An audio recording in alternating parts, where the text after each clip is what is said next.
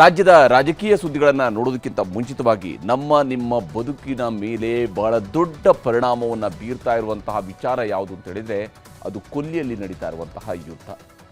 ನಮ್ಮ ರಾಜಕೀಯದ ಯುದ್ಧಕ್ಕಿಂತ ಕೂಡ ಕೊಲ್ಲಿ ಯುದ್ಧ ಎಲ್ಲರ ಮೇಲೂ ಕೂಡ ಪರಿಣಾಮ ಬೀರುತ್ತದೆ. ಯಾಕೆಂದರೆ ಬೆಲೆ ಏರಿಕೆಯ ಬಿಸಿಯನ್ನು ತಂದಿಡ್ತಾ ಇರುವಂಥದ್ದೇ ಈ ಕೊಲ್ಲಿ ಯುದ್ಧ. ಅಮೆರಿಕ ಇಸ್ರೇಲ್ ಮೇಲಿನ ಕೋಪಕ್ಕೆ ಈಗ ಇರಾನ್ ಮತ್ತೊಮ್ಮೆ ಹಾರ್ಮುಜ್ ಜಲಮಾರ್ಗವನ್ನು ದಿಢೀರಂತ ಕ್ಲೋಸ್ ಮಾಡಿದೆ. ಹಾರ್ಮುಜ್ ಜಲಮಾರ್ಗ ಕ್ಲೋಸ್ ಮಾಡ್ತೀವಿ ಅಂತ ಇರಾನ್ ಹೇಳಿರುವುದರಿಂದಾಗಿ ಭಾರತ ಸೇರಿದಂತೆ ಎಲ್ಲ ದೇಶಗಳಲ್ಲೂ ಪೆಟ್ರೋಲ್, ಡೀಸೆಲ್, ಗ್ಯಾಸ್ ಸಮಸ್ಯೆ ಆಗುವಂತಹ ಆತಂಕ ಹೆಚ್ಚಾಗ್ತಾ ಇದೆ. ಇರಾನ್ನ ರೆವಲ್ಯೂಷನರಿ ಗಾರ್ಡ್ ತನ್ನ ಖಾತೆಯಲ್ಲಿ IRGCಯ ಎಕ್ಸ್ ಖಾತೆಯಲ್ಲಿ ಹಾರ್ಮುಜ್ ಜಲಸಂಧಿಯನ್ನು ಕ್ಲೋಸ್ ಆಗಿದೆ ಅಂತ ಪೋಸ್ಟ್ ಮಾಡಿದೆ. ಮಧ್ಯಪ್ರಾಚ್ಯದಲ್ಲಿ ಉದ್ವಿಗ್ನತೆ ಹೊಸ ಹಂತವನ್ನು ತಲುಪಿದೆ. ಹೀಗಾಗಿ ಹಾರ್ಮುಜ್ ಜಲಸಂಧಿಯು ನಡೀತಾ ಇರುವಂತಹ ಯುದ್ಧದಿಂದಾಗಿ ಮುಚ್ಚಲ್ಪಟ್ಟಿದೆ ಅಂತ IRGC ಕಂಟ್ರೋಲ್ನಲ್ಲಿರುವ ಫಾರ್ಸ್ ನ್ಯೂಸ್ ಏಜೆನ್ಸಿ ನಿನ್ನೆ ರಾತ್ರಿ 9:29 ಪೋಸ್ಟ್ ಮಾಡಿದೆ. ಇವತ್ತು ಮಧ್ಯಾಹ್ನ ನೋಡಿದರೆ ಇರಾನ್ ಆರ್ಮಿಯವರೇ ಅಧಿಕೃತವಾಗಿ ಹಾರ್ಮುಜ್ ಜಲಸಂಧಿಯನ್ನು ಮುಚ್ಚಿದೀವಿ ಅಂತ ಪೋಸ್ಟ್ ಮಾಡಿದ್ದಾರೆ. ಇರಾನ್ ಮೇಲೆ ಬಾಂಬ್ಗಳನ್ನು ಹಾಕ್ತಿರುವ ಅಮೆರಿಕ ಅಧ್ಯಕ್ಷ ಟ್ರಂಪ್ ಅವರ ಎಫ್ಸ್ಟೀನ್ ಫೈಲ್ಸ್ನ ಸಂಪೂರ್ಣ ಸತ್ಯ ಜಗತ್ತಿಗೆ ಗೊತ್ತಾಗಬೇಕು, ಅಲ್ಲಿವರೆಗೂ ಹಾರ್ಮುಜ್ ಜಲಸಂಧಿ ಮುಚ್ಚಿರುತ್ತೆ ಅಂತ ಇರಾನ್ ಆರ್ಮಿ ಮಧ್ಯಾಹ್ನ 2:54 ಪೋಸ್ಟ್ ಮಾಡಿದೆ. ಹಾರ್ಮುಜ್ ಜಲಮಾರ್ಗದಲ್ಲಿ ತೈಲ ತುಂಬಿದ ಹಡಗುಗಳಿಗೆ ಒಂದು ಕಡೆ ಅಮೆರಿಕ ಮಿಲಿಟರಿಯವರು ದಿಗ್ಬಂಧನವನ್ನು ಹಾಕಿದ್ರು. ಅಮೆರಿಕದ ದಿಗ್ಬಂಧನವನ್ನು ಭೇದಿಸಿ ಇರಾನ್, ಭಾರತ ಸೇರಿದಂತೆ ಮಿತ್ರ ರಾಷ್ಟ್ರಗಳಿಗೆ ತೈಲ ಪೂರೈಕೆ ಮಾಡ್ತಾ ಇತ್ತು.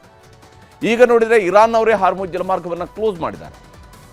ಯಾವಾಗ ಓಪನ್ ಮಾಡ್ತಾರೆ ಅನ್ನುವಂತಹ ಕ್ಲಾರಿಟಿ ಯಾರಿಗೂ ಇಲ್ಲ. ಭಾರತ ಸೇರಿದಂತೆ ಪಶ್ಚಿಮ ಏಷ್ಯಾ ದೇಶಗಳಿಗೆ ತೈಲ ಪೂರೈಕೆ ಆಗುತ್ತಾ ಇಲ್ವಾ ಅನ್ನೋದಕ್ಕೂ ಕೂಡ ಇರಾನ್ನಿಂದ ಯಾವುದೇ ಉತ್ತರ ಇದುವರೆಗೆ ಸಿಕ್ಕಿಲ್ಲ. ದಿನೇ ದಿನೇ ಪರಿಸ್ಥಿತಿ ಬಿಗಡಾಯಿಸ್ತಾ ಇದೆ. ಇನ್ನೊಂದು ಕಡೆ ಹಾರ್ಮುಜ್ ಜಲಮಾರ್ಗವನ್ನು ದಾಟೋ ಪ್ರಯತ್ನ ಮಾಡ್ತಿರುವ ಹಡಗುಗಳ ಮೇಲೆ ಬಾಂಬ್ ದಾಳಿ ಮಾಡಲಾಗ್ತಾ ಇದೆ. ಒಂದು ಕಡೆ ತೈಲ ತುಂಬಿದ ಹಡಗುಗಳು ಸಮುದ್ರದಲ್ಲಿ ಸರ್ವನಾಶ ಆಗ್ತಾ ಇದೆ. ನಿನ್ನೆಯಷ್ಟೇ ಭಾರತಕ್ಕೆ ಬರ್ತಿದ್ದ ತೈಲ ಹಡಗಿನ ಮೇಲೂ ಕೂಡ ದಾಳಿ ನಡೆದಿತ್ತು. ಆದರೆ ಭಾರತೀಯ ನೌಕಾಪಡೆಯವರು ತುರ್ತು ಕಾರ್ಯಾಚರಣೆ ನಡೆಸಿ ಹಡಗಿನಲ್ಲಿದ್ದ 24 ಭಾರತೀಯರನ್ನು ರಕ್ಷಣೆ ಮಾಡಿದರು. ಈಗ ನೋಡಿದರೆ ಹಾರ್ಮುಜ್ ಜಲಮಾರ್ಗವನ್ನು ಮುಚ್ಚಿದ್ದೀವಿ ಅಂತ ಇರಾನ್ ಸೇನಾಪಡೆಯವರಿಗೆ ಸಂದೇಶವನ್ನು ಕೊಟ್ಟಿದ್ದಾರೆ.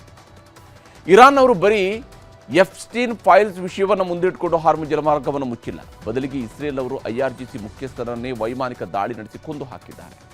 ಇದರಿಂದ ಸೆಟ್ಟಿಗಿದ್ದಿರುವಂತಹ ಇರಾನ್ ಘೋರ ದಾಳಿ ನಿಲ್ಲೋವರೆಗೂ ಕೂಡ ಹಾರ್ಮುಜ್ ಜಲಮಾರ್ಗವನ್ನು ತೆಗೆಯುವುದಿಲ್ಲ ಅಂತ ಇಸ್ರೇಲ್ ಮೇಲೆ ಬಾಂಬ್ಗಳನ್ನು ಕೂಡ ಹಾಕ್ತಾ ಇದೆ. Devil is dead. ಬೆಳಗಿನ ಜಾವ ಇಸ್ರೇಲ್ ವಿರುದ್ಧ ಹೆಚ್ಚು ಪ್ರಚೋದನಕಾರಿ ಬೆದರಿಕೆ ಹಾಕಿದಂಥ IRGC ಮುಖ್ಯಸ್ಥ ಅಹಮದ್ ವಾಹಿದಿಯನ್ನ ಟೆಹರಾನ್ನೊಳಗೆ ಕೊಂದು ಹಾಕಲಾಗಿದೆ. ಇಸ್ರೇಲ್ ನಡೆಸಿರ್ತಕ್ಕಂಥ ವೈಮಾನಿಕ ದಾಳಿಯಲ್ಲಿ ಸತ್ತಿರೋದ್ರ ಬಗ್ಗೆ ಇರಾನ್ ಮಾಧ್ಯಮಗಳು ವರದಿಯನ್ನು ಮಾಡ್ತಾ ಇವೆ ಅಂತ ಇಸ್ರೇಲ್ ಸೇನೆ ಪೋಸ್ಟ್ ಹಾಕಿದೆ.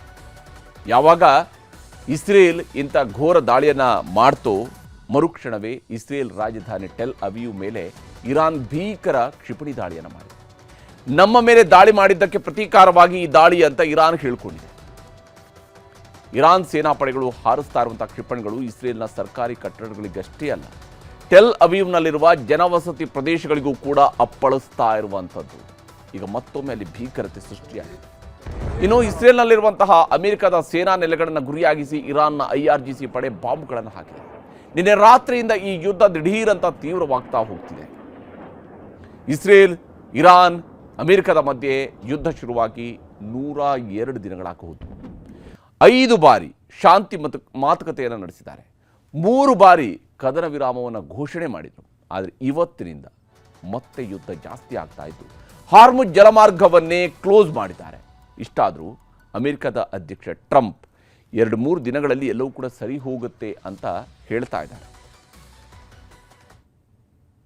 If we go and bomb, which we can do very easily if we want, and we spend another 2 or 3 weeks bombing, they'll have nothing left whatsoever, but you won't have the strait open for months.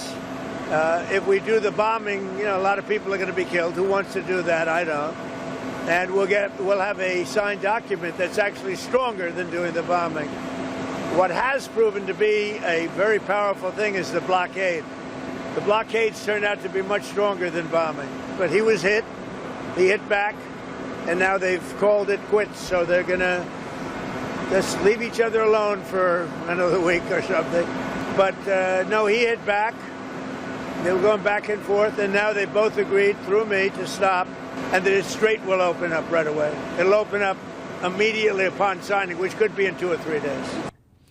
Hormuz ಜಲಸಂಧಿ ಬರೀ ಸಮುದ್ರ ಮಾರ್ಗ ಅಲ್ಲ, ಅದು ವಿಶ್ವ ಆರ್ಥಿಕತೆಯ ಅತಿ ದೊಡ್ಡ ದಾರಿ. ಪ್ರತಿ 5 ಹಡಗುಗಳಲ್ಲಿ 1 ಹಡಗು ಹಾರ್ಮುಜ್ ಮೂಲಕವೇ ಬರಬೇಕು. ಆದರೆ ಇರಾನ್ನವರು ಅಮೆರಿಕಾದವರ ಪರಮಾಣು ಒಪ್ಪಂದ ಷರತ್ತುಗಳನ್ನು ಒಪ್ತಾ ಇಲ್ಲ.